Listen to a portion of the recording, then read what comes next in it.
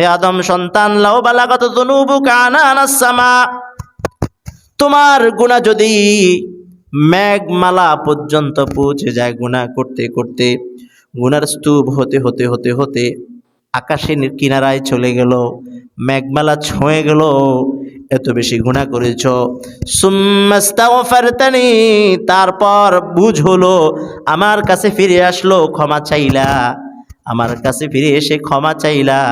আল্লাহ পাক বলেন, গফারতু লাকা ওয়ালা উবালি, আমি আল্লাহ মেঘমালা পর্যন্ত ছুঁয়ে যাওয়া এই গুনাহগুলাকে ক্ষমা করে দিব, পরোয়া করব না। বলেন সুবহানাল্লাহ। তিরমিজি শরীফের 3540 নম্বর হাদিসের বর্ণনা। عن أنس رضي الله تعالى عنه قال سمعت رسول الله صلى الله عليه وسلم يقول, হযরত আনাস রাদিয়াল্লাহু তাআলা আনহু বর্ণনা করেন, নবীজি সাল্লাল্লাহু আলাইহি ওয়াসাল্লাম বললেন, قال الله تعالى, আল্লাহ পাক বলেন, ইয়া ইবনে আদম, হে আদম সন্তান। আল্লাহ পাক আমাদেরকে ডেকে ডেকে বলতেছেন, ইয়া ইবনে আদম, হে আদম সন্তান, ইন্নাকা মা দাউতানি ওয়া রাজাউতানি গফারতু লাকা আলা মা কানা ফিকা ওয়ালা উবালি। হে আদম সন্তান, যতক্ষণ পর্যন্ত তুমি আমাকে ডাকতে থাকবে, ওয়া রাজাউতানি, গুনাহ পাওয়ার আশা, আমার গুনাহ পাওয়ার আশা নিয়ে আমার কাছে থাকবে, গুনাহ থেকে মাপ পাওয়ার আশায় আমার কাছে থাকবে, গফারতু লাকা আলা মা কানা ফিকা, তোমার অপরাধের গুনাহ যত বেশি হোক আমি আল্লাহ মাফ করব, ওয়ালা উবালি, মাফ করতে আমি আল্লাহ পরোয়া করব না। সুবহানাল্লাহ। আমার গুনাহ যত বেশি হোক মাফ করবেন কে? এটা হাদিসে কুদসি, আল্লাহর কথা রাসূলের মাধ্যমে জানান দিচ্ছেন। এই হাদিসে আল্লাহ পাক আরো বলেন, রাসূলের মাধ্যমে আল্লাহ পাক ঘোষণা দিচ্ছেন, ইয়া ইবনে আদম, আদম সন্তান, লাউ বালাগাত যুনুবুকা আনানাস সামা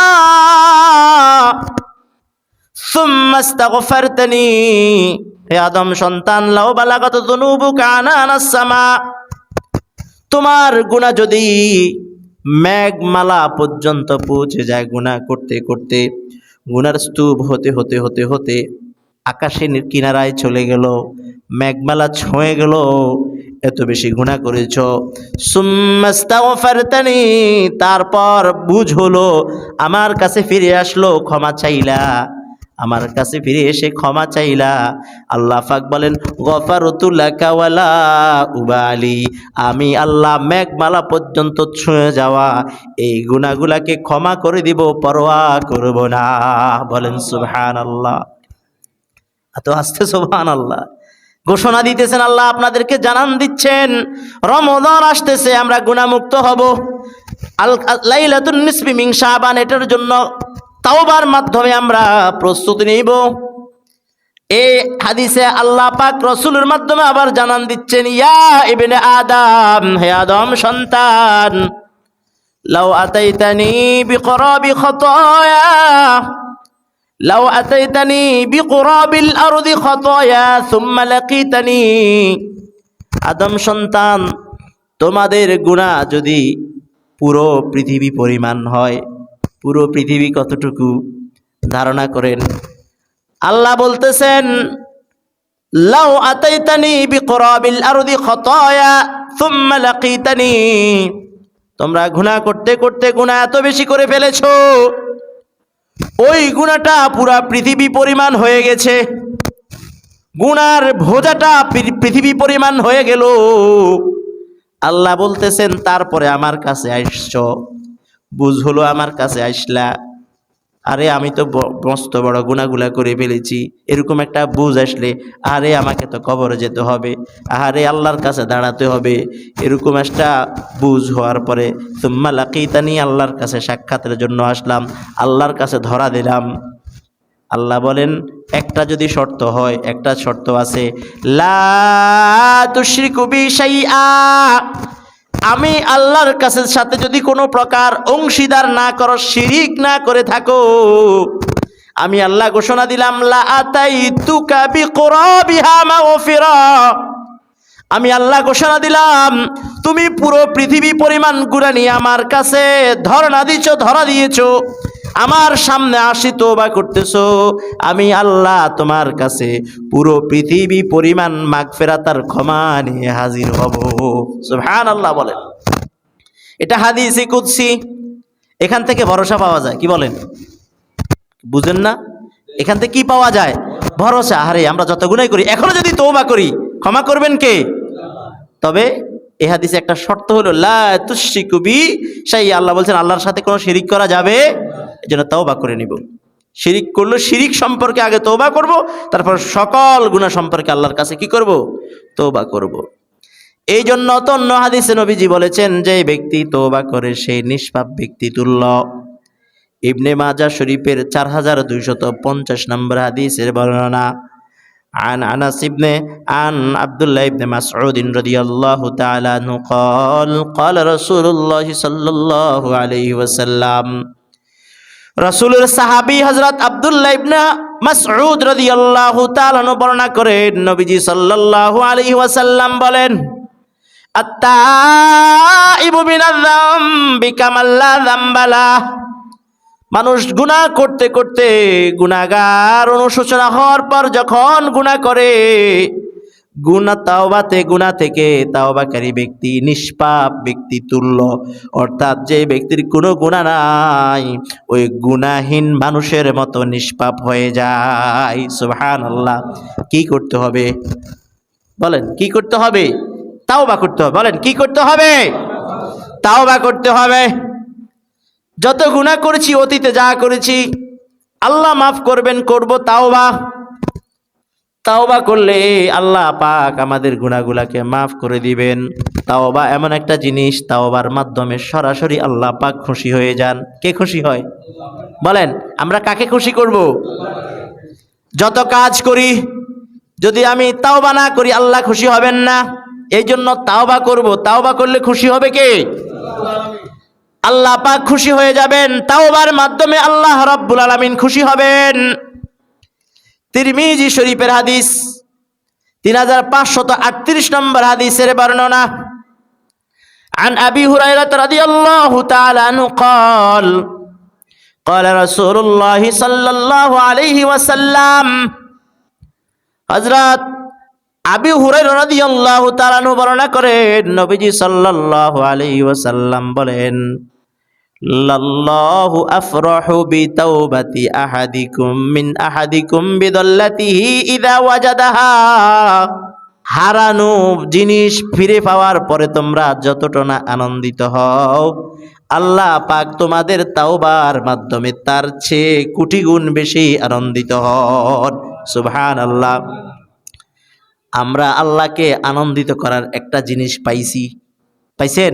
কি সেটা? তাওবা। বলেন সেটা কি? বলেন তো দেখি, আপনার একটা জিনিস হারাই গেল, হারিয়ে যাওয়া জিনিস পাইলে কেমন আনন্দ হয়? এটারও একটা ঘটনা আছে। বুখারী শরীফের 6308 নম্বর হাদিসে রাসূল উল্লেখ করেছেন। কেমন আনন্দিত হয় রাসূল আমাদেরকে ঘটনা দিয়ে বুঝিয়ে দিয়েছেন। বুখারী শরীফের 6308 নম্বর হাদিসের বর্ণনা। নবীজি বলেন, লাল্লাহু আফরাহু বিতাওবাতি আবদিহি মির রাজুলিন নাযালা মানজিলা। নবীজি বলেন, আল্লাহ পাক বান্দা তাওবা করলে কেমন বেশি খুশি হয় জানোনি? মির রাজুলিন, ওই ব্যক্তির মতো। নাযালা মানজিলা, যে ব্যক্তি সফর করতে করতে ক্লান্ত হয়ে এক জায়গায় অবতরণ করলো, এমন জায়গায় নামলো ওয়াবিহি মাহলাকা, যেখানে জানেরও খতরা আছে।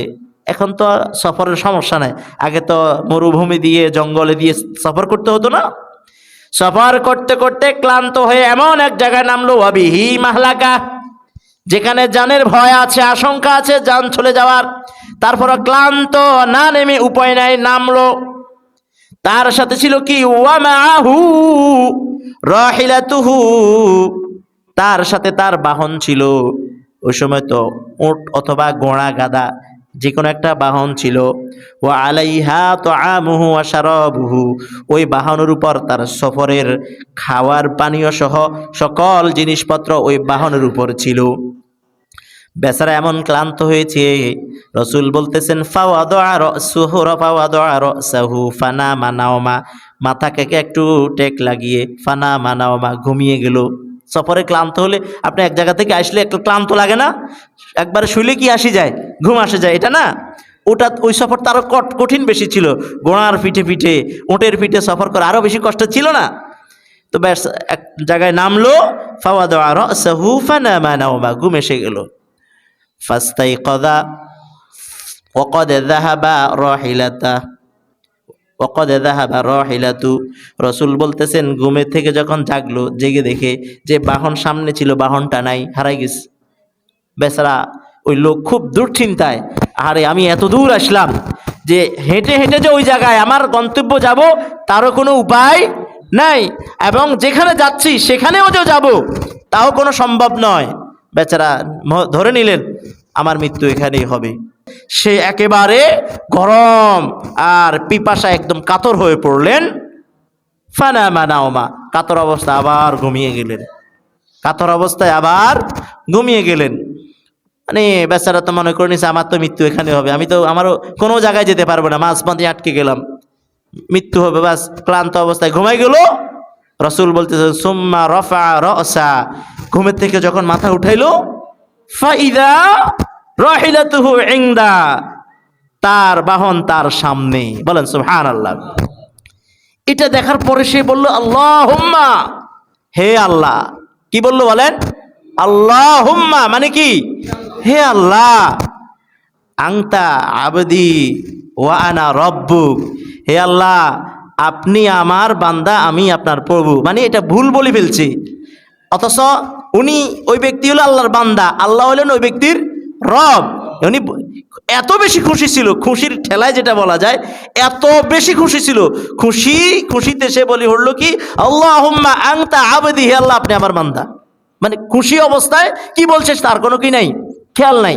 মানে তার হারানো বাহন সে ধরে নিয়েছে তার এখানেই মৃত্যু হবে, তার কিছুই নাই, বাহনে করে যাবে সেটাও নাই, খাওয়ার পানি কিছুই নাই, যাক আমার তো মৃত্যু এখানে হবে। এমতো অবস্থা যখন সে পাইলো, পাওয়ার পর সে কি হইলো?